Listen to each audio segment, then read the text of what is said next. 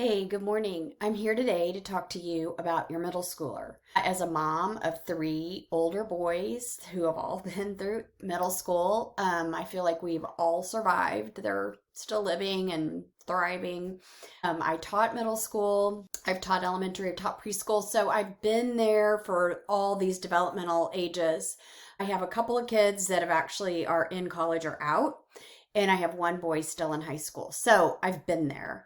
And middle school is such a critical time. So let's talk about that today. Hi, I'm Melanie from Parenting High Schoolers, and I hop on YouTube once a week to talk about all kinds of issues and problems and strategies for parenting teens that I've learned, my husband and I have learned over the years with our kids, as well as bringing a background in education that has really served me well. My kids aren't perfect. We're not perfect parents, but we've learned a lot along the way. But let's get started. What do middle school parents need to know?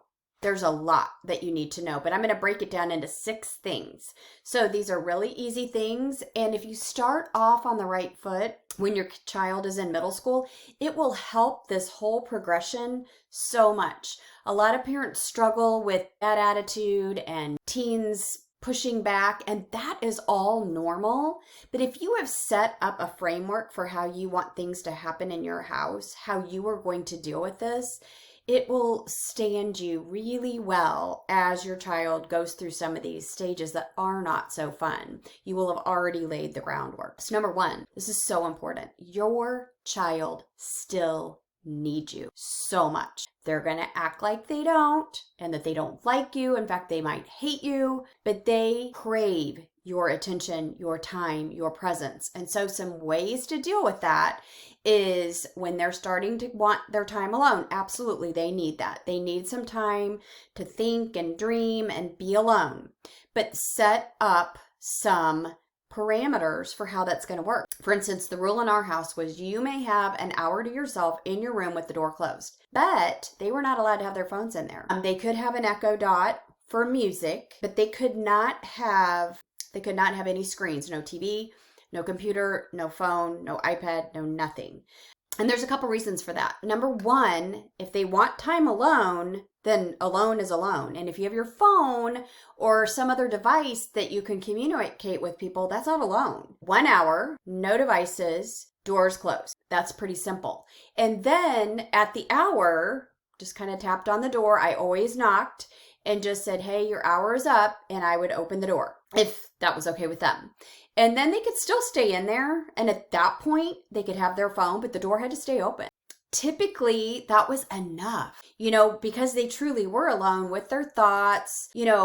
It's really good for them to have time to kind of decompress and think about things and just be alone. Don't prevent that from happening, but limit how it and set up some rules for how that's going to happen. I think you'll find that they do need it, but when you limit that time, they see, oh, okay, they're okay with it. I'm going to have my door shut. You'll just have a lot less pushback. There's going to be days when they're having a really crappy day or they're in a really bad mood just because hormones are just raging through their bodies. So maybe on that occasional day, you can say, you know what, you can have an hour and a half. But here's the thing, when you start doing that and making exceptions, then they're like, well, I did that yesterday. So be careful with things that you allow. Number 2, your middle schooler is changing. Obviously, they're going to go through this adolescence period is long and it can be uncomfortable for everyone involved, but it's totally natural. So some things that you need to know is you need to set those limits, like for instance, the time that they get to be in their room alone. Another thing that really helps is if you warn them, so they know the body is going to change. They know all of those things. They've seen their friends, they've seen older siblings or kids that are ahead of them in school. They see the changes. But what they don't know is the internal changes, the changes inside. If you can warn them that they're going to sometimes just all of a sudden just feel horrible for no reason, like nothing will have happened, but all of a sudden they're going to feel weepy. Or all of a sudden they're just going to get so frustrated and they're not going to know what to say. All of these things are completely normal. But if you warn them that this might happen, It won't be the same for everyone, so you can maybe try to think back some things that happened to you, but at the very least warn them that there are going to be things that are happening inside of them that they won't probably be able to explain or understand. But if they have already been warned, it won't be so scary. And I think part of stress for teenagers is that scary, like, what's happening to me? And again, it's super normal. But if they haven't been told that that's normal, the inside things, then they feel out of control. And so maybe a good thing to do at that point too is like, if you're starting to feel like that, just say, Mom, that's starting to happen to me. Have them communicate that to you.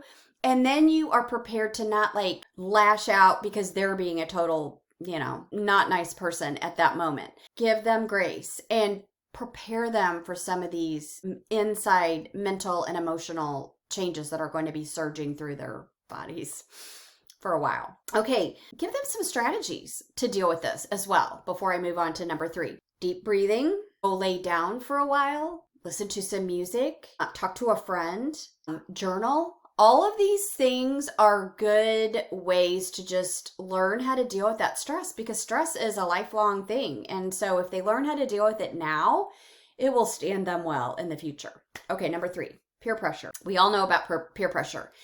Here's the thing, no one tells you as a middle school parent that there will be peer pressure for you. What I mean by this is your kids will be going through it, but so will you as far as your parenting is concerned. You will feel pressure to give in from both your child and your friends who are doing things differently. And here's what you've got to decide for yourself, you and your spouse, or just you if you're a single parent. What are you okay with? And then stand by that. And you're going to get, oh, Mom, everybody does it. You're going to have to decide, where do you stand in this and what absolutely will you not tolerate? Or are there things you will wiggle with?